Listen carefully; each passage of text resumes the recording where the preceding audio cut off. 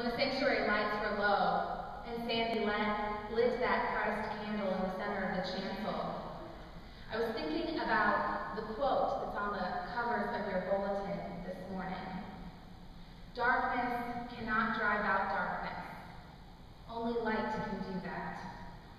Hate cannot drive out hate. Only love can do that. For me, that image of light shining in the darkness is such a powerful image of God. But God doesn't work alone. This interpretation of Isaiah tells us we get to be a light. We get to pass on that light which is God's love. We are invited to join in the task of justice making and truth telling. A white supremacist group held a demonstration in Knoxville, Tennessee. They were from out of state and were met by counter-protesters. The group they encountered in Knoxville called themselves the Ku Klux Klans. The clowns had prepared rhymes, props, and costumes to distract the hate group chanting white power. The clowns countered with rhymes and props, throwing baking flour and daisies into the air, shouting chants that rhymed, but undermined the intent of the rally. The hate group ended up getting frustrated and left, while the clowns continued to march along. This true story is told in a children's book called White Flower by David Lamont, a longtime peace activist and musician in the Presbyterian Church. He chronicled this creative counter to hatred that happened not back in the 60s, but it happened in 2007. This hatred and fear is a reality in which our society exists. It is our task to counter that with creativity and courage. This is what the prophet Isaiah calls for, to open the eyes that are blind. He's not talking about everyone else around the Israelites. He's talking about them. That's the challenging thing about Isaiah and the prophets. He's calling them on their own behavior, their eyes that are blinded by indifference. Brueggemann points out that in exile, Israel tended to be more preoccupied and self-absorbed with its own destiny. In this utterance, however, God changes the subject and summons grieving Israel out beyond its own self-preoccupation to other work, the work of justice making. I was sitting around a table with that same seminary professor who had us write those papers about Isaiah. And a student made the statement, as long as we're talking about prophets, I was hoping we'd talk about Martin Luther King Jr. If we want to lift up anyone, that's who I call truly a prophet in our time. The professor's response was, no, he didn't think Dr. King was a prophet.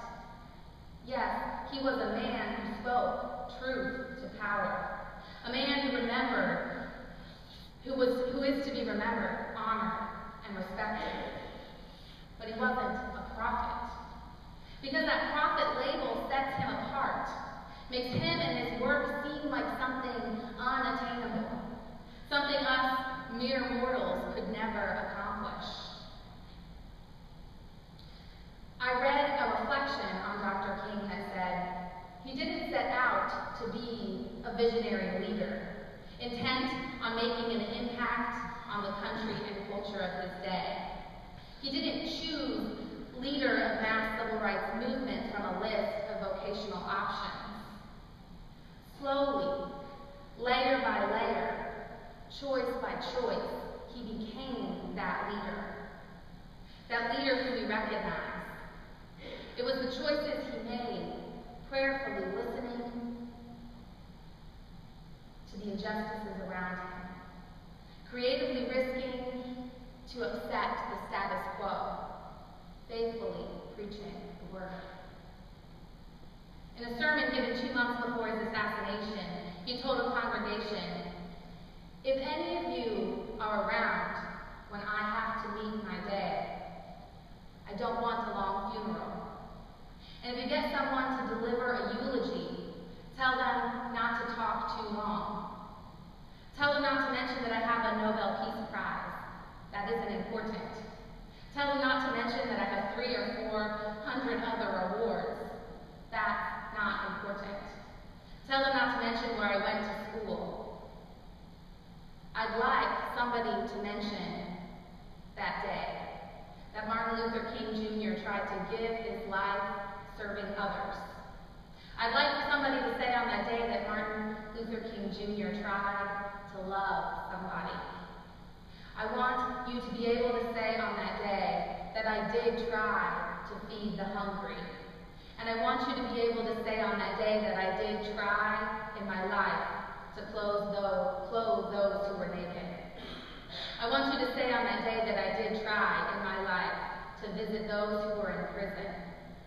I want you to say that I tried to love and serve humanity." So where do we begin? Like Dr. King said, try to love somebody. It's our everyday opportunities to interact that we can love and serve our neighbor. That's what we can do. Weary hearts, darkened by sin and sadness, need reminding of that light. It begins small for us, with each interaction, giving the opportunity to choose how we meet one another. Because the relationship we have with one another affects the relationship we have with God. When we focus on these smaller everyday interactions, we don't need to take on the whole world. That's God's role. Ours is simply to begin by allowing love and light to shine through us. And we